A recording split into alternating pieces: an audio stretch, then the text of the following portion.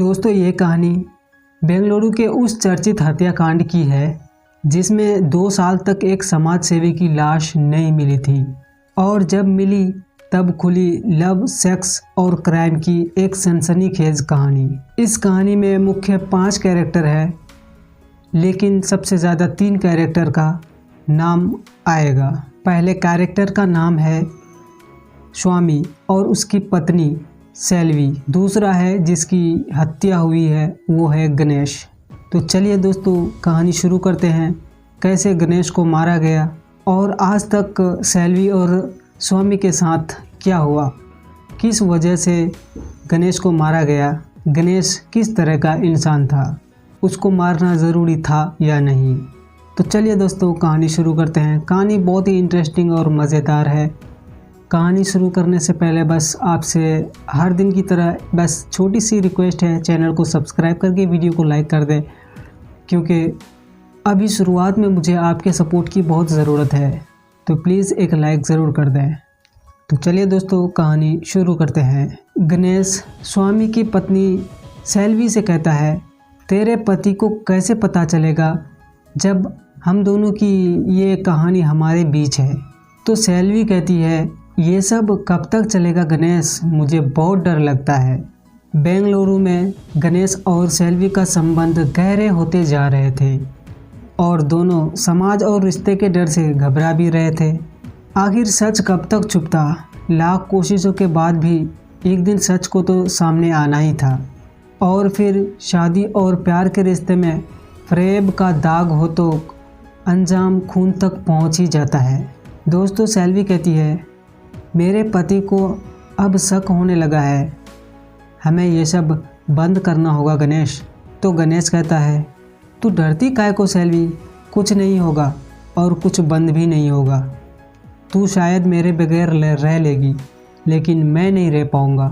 तो सेल्वी कहती है, बात अब हमारी नहीं है गणेश, आखिर पूरा परिवार और सारे रिश्ते इस तरह तो तोड़े नहीं जा सकते।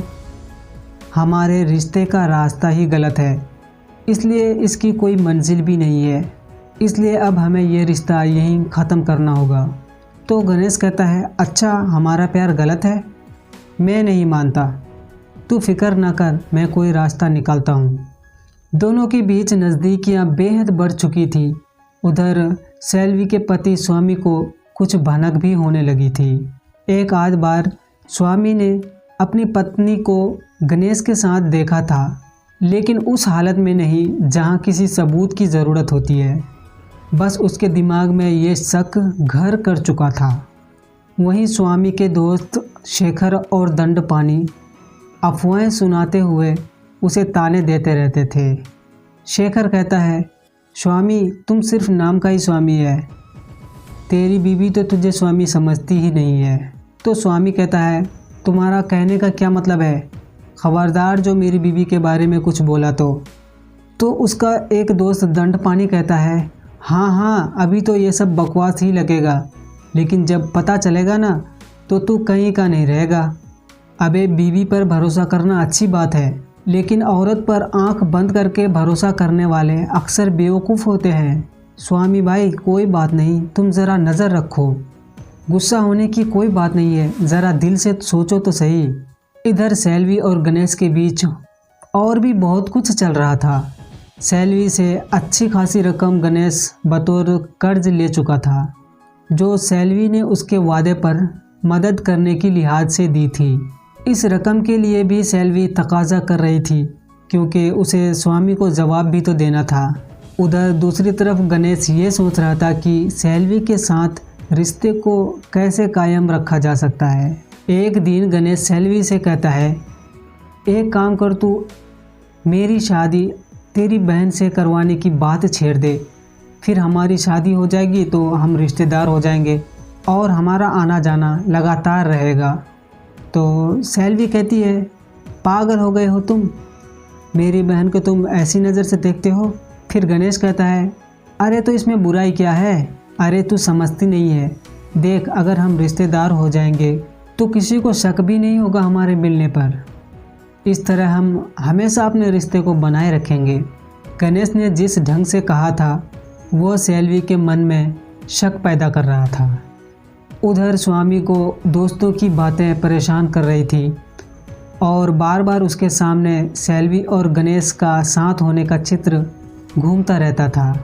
और रोज़ की तरह एक दिन स्वामी काम पर जाने के बहाने घर से बाहर तो निकला, लेकिन वो कुछ दूर जाकर पीछे मुड़ जाता है और घर के पीछे से ये सब कुछ नज़ारा देखने लगता है कि वो देखता है कि थोड़ी देर बाद गणेश उसके घर आता है और सेल्वी को लेकर उसके बेडरूम में जाता है। फिर स्वामी किसी तरह छुप के देखने लगता है तो उसकी आंखें फटी की फटी रह जाती है। वो सोच भी नहीं सकता था कि उसकी बीवी इस तरह निकलेगी। परेशान स्वामी खुद को छला हुआ महसूस कर रहा था। दरअसल वो दोनों वहाँ पर संबंध बना रहे थे।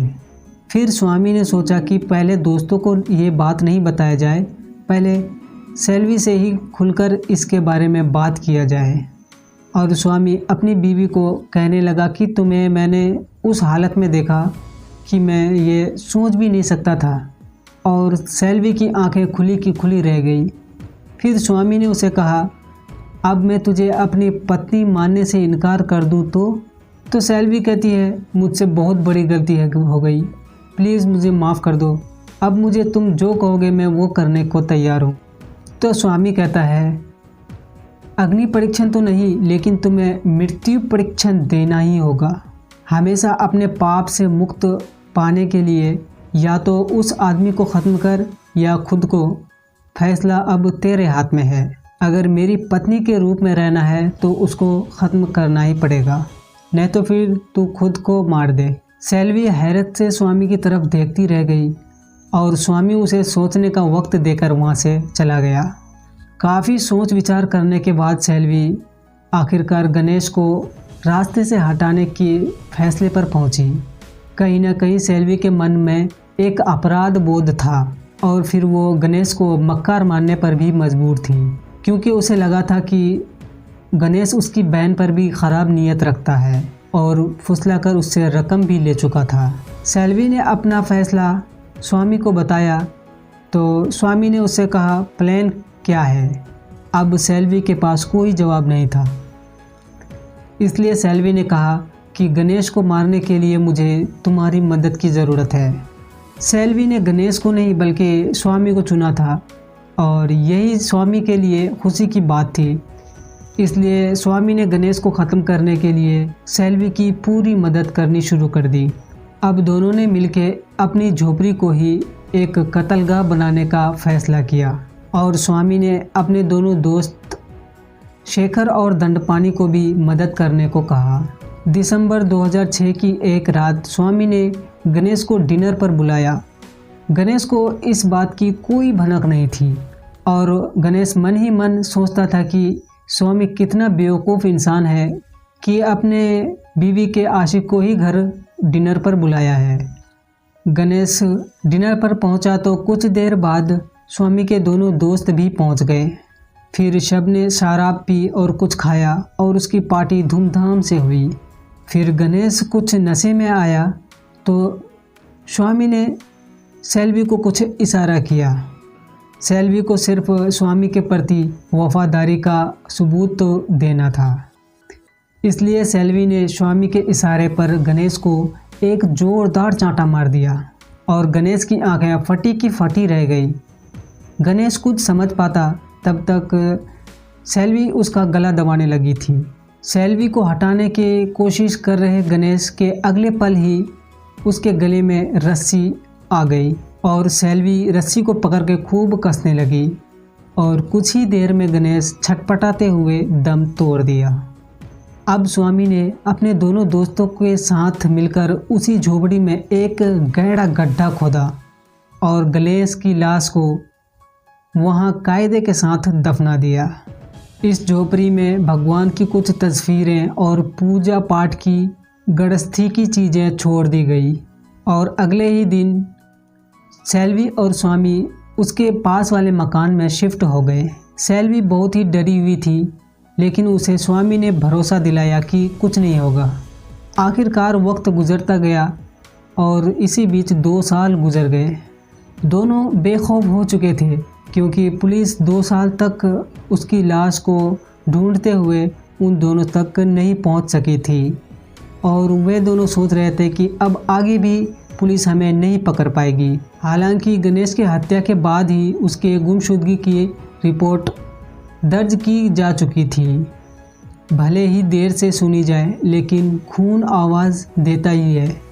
इसलिए 2008 में किसी और केस से शेखर और दंडपानी को पुलिस ने गिरफ्तार कर लिया था और उन लोगों से पूछताछ के दौरान वे दोनों ने इसका भी खुलासा कर दिया कि कैसे गणेश को मारा गया था और कहां पर दफनाया गया था। पुलिस को इसकी खबर मिलते ही NSS पल्लिया इलाके में पुलिस उस झोपड़ी तक पहुंच गई और हत्या का साजिश का खुलासा करने के लिए तमाम कानूनी कार्रवाई कर पुलिस ने खुदाई शुरू कर दी। उस वक्त तो गणेश की लाश नहीं मिलती, लेकिन उसके लाश के कुछ अवशेष अंग वहाँ मिले और पुलिस उसको लेकर फॉरेंसिक जांच के लिए भेज दिया और सेल्वी व स्वामी को इस जुर्म में गिरफ्तार कर लिया गया और कुछ ही साल बाद उन दोनों की उम्र कैद की सज़ा हो गई।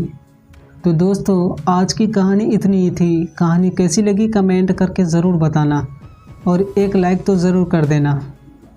दोस्तों, मुझे आपकी सपोर्ट की भी बहुत ज़रूरत है। प्लीज़ मुझे सपोर्ट करें।